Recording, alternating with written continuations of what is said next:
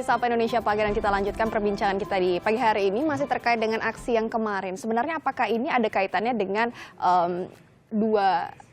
tanggal 2 Desember ini yang sudah diwanti-wanti? Apakah ini artinya untuk mendamaikan, menyejukkan masyarakat untuk tidak terprovokasi untuk hari besok nih, aksi yang akan berlangsung esok? Ya, kalau dilihat hubungannya ya ada saja ya, tetapi kita di sini adalah dalam kaitan untuk menunjukkan ya kepada kita semua, kepada warga masyarakat Indonesia, bahwa komponen-komponen masyarakat yang bersatu itu juga lebih banyak ya daripada mereka yang ingin memecah belah.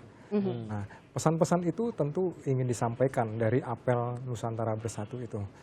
Di samping itu tentu dalam satu kegiatan-kegiatan massal seperti ini kan membutuhkan satu kesepakatan ya. Kesepakatan-kesepakatan yang dibangun oleh Panglima TNI, oleh Bapak Kapolri, dan beberapa lapisan Mbak Yeni juga hadir pada saat itu untuk menunjukkan lah bahwa bangsa kita ini bangsa yang besar. Dan ada satu kekuatan yang besar di masyarakat kita untuk menjaga negara kesatuan Republik Indonesia.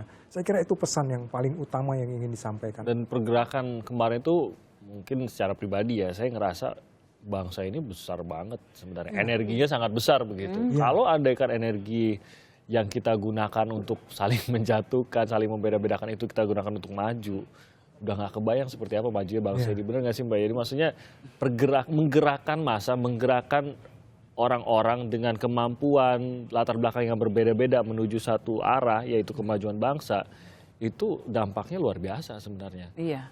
Ya kalau nggak kompak kan nggak bisa, geraknya pasti serabutan. Betul. Itu paling gampang. Dan urusan masing-masing aja udah. Urusan masing-masing. Akhirnya kemana-mana energinya yang seperti kamu bilang. Sapu lidi aja kalau dipencar-pencar nggak bisa buat nyapu. Apalagi gitu ya, paling gampang. Iya, betul. Karena keberagaman kemarin itu justru menyatukan Indonesia. Padahal selama ini dimanfaatkan untuk memecah belah gitu kan. Itu sesuatu yang selama ini tidak disadari oleh masyarakat Indonesia. Mungkin ada cara lain Mbak untuk meningkatkan nasionalisme selain adanya apel. Mungkin biayanya besar mungkin untuk apel, atau mungkin juga lokasinya juga sulit gitu. Mungkin ada cara lain untuk menumbuhkan itu Mbak? Yang paling penting kita semua ini jangan mudah terkotak-kotak, jangan mudah diprovokasi dan dihasut ya. Jadi kan Bung Hatta juga pernah mengingatkan, bangsa ini besar, jatuh bangunnya bangsa ini tergantung dari persatuan dan kepedulian kita. Ya, kalau kita nggak peduli, kalau kita tidak bersatu, maka bangsa ini tinggal nama dan hanya serangkaian gambar di peta saja. Itu udah diingetin Bung Hatta. Panglima Besar Sudirman juga mengatakan jangan mudah terprovokasi, terhasut dan lain sebagainya. Waspada selalu. Nah, jadi sudah banyak ya pengalaman-pengalaman kita sebagai bangsa mensikapi hal itu.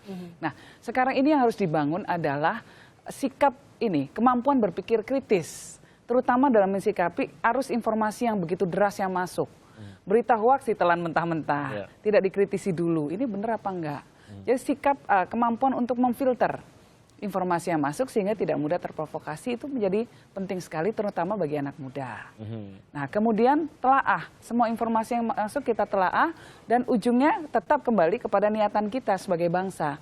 Oke, aku nggak suka sama orang itu. Oke, aku terganggu dengan ucapan yang lain misalnya. Tapi sikap seperti apa yang bisa kita kembangkan dalam mensikapi ketidaksukaan kita itu? Ada mekanisme yang bisa dipakai. Mekanisme hukum, mekanisme musyawarah, ya kan, mekanisme dialog, banyak mekanismenya. Nah, jangan kedepankan mekanisme mengedepankan otot saja. Ya. Tetapi otaknya yang harus justru kita lebih kedepankan dulu, rasional, dialog rasional dulu. Kalau mentok hukum baru. Ya, karena kita negara hukum begitu. Jadi kalau apapun siapapun eventnya, acaranya, pesertanya, entah itu acara kemarin, entah itu acara sebelumnya 17-an lah atau 2 Desember kah atau siapa. Ini kan warga negara Indonesia yang maju, menyuarakan aspirasi. Kemarin juga aspirasi sebenarnya, aspirasi persatuan Indonesia begitu. Dan semua menginginkan pasti hal yang sama dong, ya kan, negara kita hukum ditegakkan, keadilan untuk semua dan lain-lain. Sebenarnya sama kan, semangatnya adalah sama begitu. Jadi mereka yang memecah belah seharusnya nggak ada tempat di Indonesia begitu. Terdeteksi nggak sih sebenarnya Pak Martinus? Kita inginnya begini, kalau memang ada orang yang jelas-jelas ingin memecah belah, ya memang harus di istilahnya harus bisa diambil begitu. Orang ini memang jelas kok ingin memecah belah. Dan ini yang tidak diinginkan oleh siapapun, peserta aksi apapun tidak ingin Indonesia terpecah belah. Semangatnya kan begitu Pak Martinus. Dari polisi sendiri apakah memang mendeteksi memang ada kok, ada orang-orang yang sedang ingin memecah belah bangsa ini? Tapi kemarin tidak terlihat sebenarnya ya, orang yang ingin memecah belah justru lebih kuat gitu. Kalau kita lihat ada yang ingin memecah belah bangsa kita ini, Nyata begitu, ingin Pak, ya. yang ingin membuat bangsa ini hancur, itu jelas ada. Tetapi itu kan disampaikan dalam kalimat-kalimat verbal yang di dalam statement-statement itu ya.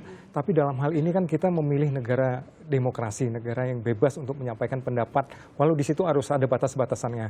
Nah, masalahnya adalah belum satu terjadi perbuatan yang terkait dengan makar misalnya, atau misalnya belum perbuatan melanggar hukum.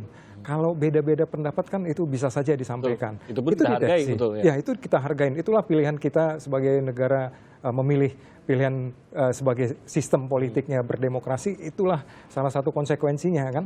Nah, kita tinggal memilah saja nanti dan memilih mana yang ingin berpotensi ya kita cegah. Kalimat-kalimat yang disampaikan oleh kita ya sebenarnya harus memberikan keteladanan. Itu penting supaya para pemimpin kita, pemimpin dalam hal ini bukan yang formal saja, yang formal juga. Mbak Yeni juga seorang pemimpin di sini ya. Informal. Informal ya. Itu tentu dalam kaitan untuk bagaimana followernya, konstituennya itu bisa lebih sejuk, lebih ramah, lebih santun, lebih memahami bahwa apa yang disampaikan itu tidak provokasi, tidak, tapi keteladanan lah. Saya kira intinya dalam sebuah penyampaian itu memberikan keteladanan. Sehingga mereka, kita follower ini, kita masyarakat ini juga mengikutinya dengan enak, dengan baik, dengan tenang. Iya, betul. Berarti ini Tapi kita lihat ya Mbak ya, kalau footage kemarin itu yang luar biasa adalah kesejukan yang tampak. Betul, Ya. betul. Jadi tokoh-tokoh Oke, garis bawah. negeri ini, mulai dari tokoh-tokoh TNI, tokoh-tokoh Polri, ulama, Lintas tokoh agama. masyarakat, lintas agama, tokoh budaya, semua berkumpul menjadi satu. Sejuk sekali itu jadinya Iya. kelihatan Semua ya Pak ya. tersenyum, Ah, semua dalam suasana yang sangat positif. betul, Itu semua yang memakai menyenangkan sekali. merah putih. Betul, betul. Jadi teriakan-teriakan seperti ini Pak Ganjar waktu itu teriak-teriak. Teriakan-teriakannya pun menyejukkan gitu. Walaupun Iya. berteriak tapi menyejukkan semangat. Jangan kalah oleh hujan gitu. Ini semangat. Iya. Jadi menarik sekali sebenarnya apa yang berlangsung kemarin. Dan Betul. mungkin ini juga Mbak Yeni, Pak Martinus. Salah satu alasan kenapa acara seperti ini terinisiasi, kan salah satu inisiatornya adalah Panglima dan juga Kapolri begitu. Ini berangkat salah satunya dari pertanyaan Panglima atau Panglima ditanya oleh seorang anak kecil. Iya. Mengenai Indonesia di era saya nanti bagaimana kan gitu. Takutnya sudah terpecah belah itu sebenarnya. Apa yang dilihat oleh anak-anak di sini, Mbak Yeni? Melihat acara-acara ini, melihat Karena dilibatkan orang juga anak ya, sekolah merah putih gitu. semua gitu. Mereka bersuka cita, TNI dan Polri bersatu bersama rakyat. Kesan apa yang seharusnya bisa sampai ke anak-anak kita? Jangan sampai muncul lagi pertanyaan, Pak Panglima, jangan-jangan Indonesia era saya pecah lagi nanti. Kok ngeri gitu muncul Iya, dari anak-anak. Iya. Anak-anak ini kita berharap sekali anak-anak bisa melihat ya keteguhan komitmen kita. Dari ketakutan mereka bahwa mereka akan kita warisi Indonesia yang sudah terpecah belah, itu semoga tidak terjadi. Dan itu harus dimulai dari kita. Dan kan kita harus terus mengingatkan masyarakat. Founding fathers kita itu punya tugas kesejarahan ya. Tugas sejarah dari para founding fathers kita adalah mengantarkan Indonesia ke pintu gerbang kemerdekaan Indonesia. Iya. Nah, kita tugasnya adalah mengisi itu dengan semangat apa? Semangat keadilan, semangat kemakmuran, ya, dengan berdasarkan kepada persatuan bangsa.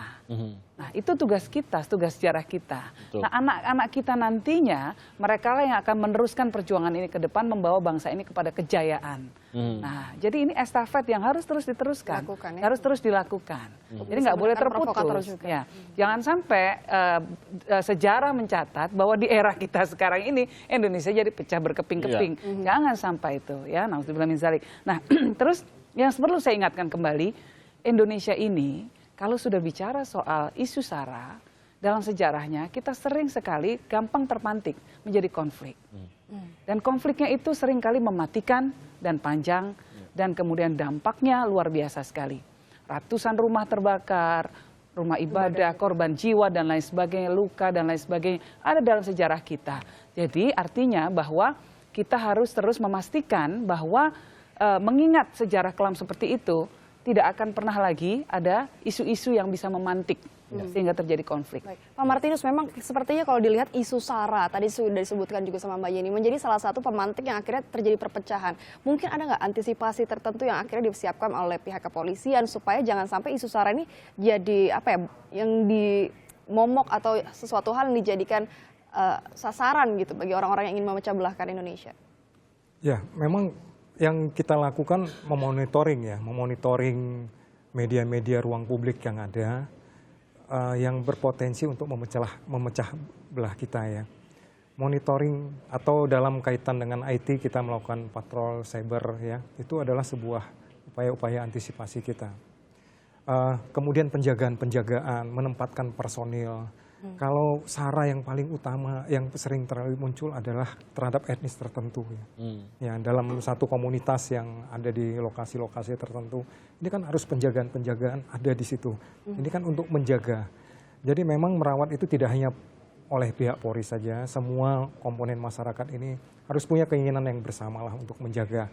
Nah, apa yang dilakukan belakangan hari ini oleh Panglima TNI, oleh Bapak Kapolri, oleh Bu Yeni dan teman-teman, ini adalah bagian untuk menjaga SARA tadi supaya jangan berkembang lebih besar. Dan perbedaan itu memang ada. Itu salah satu pesannya juga, bahwa bukan kita hanya satu, tapi kita bineka sebenarnya. Itu juga pesannya ya. Jadi nggak akan hilang tuh ya, Mbak Yeni. Kekuatan kita justru Bhinneka Tunggal Ika itu. Betul. Negara lain nggak ada yang seperti kita. Itu dia, dan harus kita arahkan itu Jadikan tadi kekuatan, energinya, ya. jadi Kekuatan. kemajuan bagi Indonesia. Ya mungkin harapan kita tahun depan atau mungkin beberapa bulan lagi ada lagi. Atau mungkin ya, continuous biar setiap lebih meriah bulan Indonesia. gitu ya. Boleh juga Untuk setiap bulan ya, mengingatkan. asal bisa di-arrange. Terima kasih banyak Pak Martinus dan juga Mbak Yeni. Terima kasih atas waktunya di Sapa Indonesia pagi hari ini.